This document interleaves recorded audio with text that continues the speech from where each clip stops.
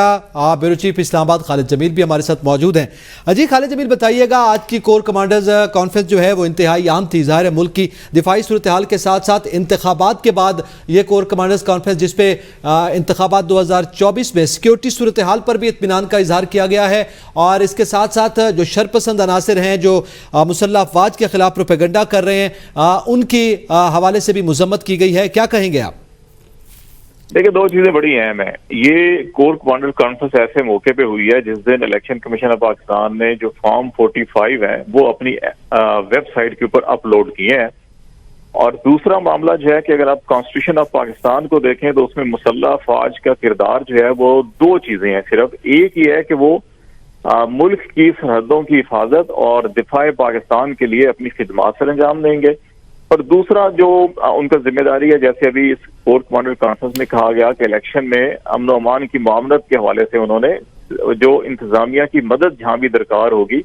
वो मदद फराम करेंगे। तो ये उन्होंने जो सेकंड पार्ट है इनकी अपनी जिम्मेदारी का वो उन्होंने इलेक्शन में प्ले किया है। अब जहां तक मामलात बाकी सारे हवाले, जो 9 मई का हवाला आया, मईशत का हवाला आया, सियासत का हवाला हुआ, इंतखाबात का हुआ,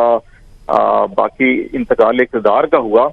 तो मेरा ख्याल है कि वो अगर इलेक्शन कमीशन की वेबसाइट के ऊपर जिसने भी विजिट किया है अभी फॉर्म 45 जो उन्होंने अपलोड किए हैं वो इतने मुज़ीका खेज हैं, और हर हलके में आपको ऐसे ऐसे फॉर्म मिलेंगे जिसके ऊपर ना सिर्फ टेम्परिंग की गई है, नताइज को तब्दील किया गया है, ओवर राइटिंग की गई है। तो इसके नतीजे में तो मेरा तो अंडरस्टैंडिंग ये बनती है कि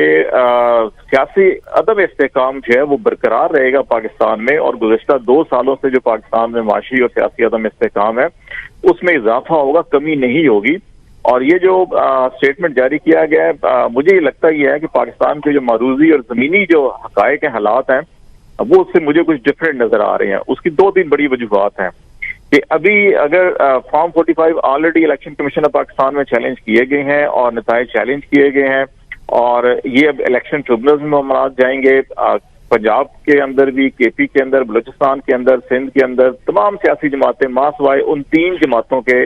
जो इन फॉर्म 45 की टेम्परिंग से फायदा हासिल करके हुकूमत में आई हैं, उन जमातों के अलावा बाकी तमाम जमातें इस वक्त प्रोटेस्ट कर रही हैं कि ये जो 1977 में जो तारीखी धांधली हुई थी पाकिस्तान में, ये उससे भी बड़ी धांधली है जिसको मदर ऑफ ऑल रिगिंग कहा गया है।